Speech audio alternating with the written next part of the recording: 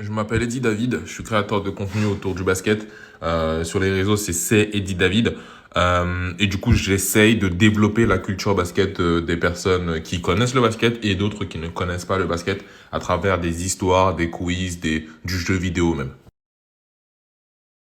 Alors, le trade de Dejounte Murray, je t'avoue que je suis fan parce que ça ajoute une dimension supplémentaire au poste enfin, au duo meneur arrière.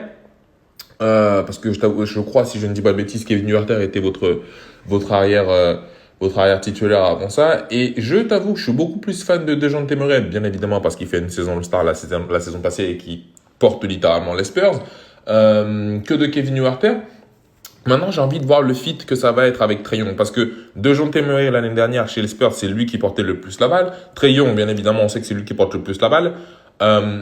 Offensivement, j'ai envie de voir comment ça va être. Défensivement, par contre, c'est un gros plus parce que tu récupères Dejounte Murray qui est assez longiligne, qui est assez énergétique en défense. Donc, je pense que ça peut être un bon fit. Maintenant, il faut voir comment ça joue.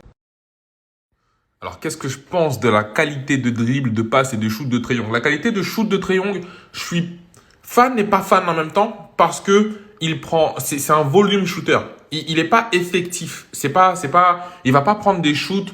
C'est pas un Kevin Durant. Il va pas te taper des matchs. Enfin, il peut, bien évidemment. C'est une superstar en NBA. Enfin, une star en NBA. Il peut te taper des matchs à 12 sur 13, machin chose, mais c'est pas régulier, tu vois. Et du coup, parfois, il prend des matchs, il prend des shoots où tu te demandes, la sélection de shoot n'est pas encore optimale en termes de dribble. C'est un joueur NBA, c'est un meneur. On peut rien dire du tout, tu vois. C'est pas, je sais pas moi, c'est pas Dwight Howard qui sait pas dribbler, tu vois. Et en termes de passe, il a beaucoup évolué depuis qu'il est arrivé en NBA. Je pense surtout c'est parce qu'il y a eu ces remontrances avec John Collins et les autres qu'il se dit ok, tu sais quoi, je sais faire du playmaking parce qu'on l'a vu aux Sooners d'Oklahoma en université. Donc il continue à accroître sa qualité de playmaking.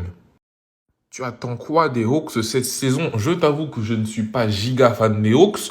Je compte les Hawks parmi les, euh, les young core sur lesquels compter dans les prochaines saisons. Mais cette saison, en vrai, je les vois possiblement aller en playoff, sûrement. Ou en tout cas, j'espère pour eux, j'espère pour toi. Et j'espère pour tous les fans des Hawks. Mais en vrai, je m'attends pas à grand chose. Je m'attends pas à un effet Memphis Grizzlies ou, tu vois, un style une saison du genre. Non, je ne pense pas qu'un duo Trae Young-Kobe aurait pu faire du sale. Ça aurait pu faire du sale en saison régulière sur certains matchs, etc. Mais je trouve pas le style de jeu assez complémentaire. Si on regarde la carrière de Kobe, tu vois, il n'a pas eu beaucoup de meneurs, porteurs de ballon, scoreurs. Tu vois, et c'est littéralement ce que Trae Young fait. Il score et c'est un porteur de ballon, tu vois. La plupart du temps, c'était souvent Kobe qui portait le ballon ou alors c'était lui le scoreur, tu vois. Trae Young irait bien avec LeBron James, par exemple. Tu mets Trae Young avec LeBron James, c'est game changer, tu vois. Mais avec Kobe, non. Avec un Michael Jordan, non, tu vois. Michael Jordan, par exemple, il a joué avec un joueur comme Steve Kerr qui était adroit, qui était parfois porteur de ballon, mais pas scoreur. Pas scoreur au niveau de Trae Young, tu vois. Du coup, ouais, non, je ne pense pas que ils auraient fait du ça.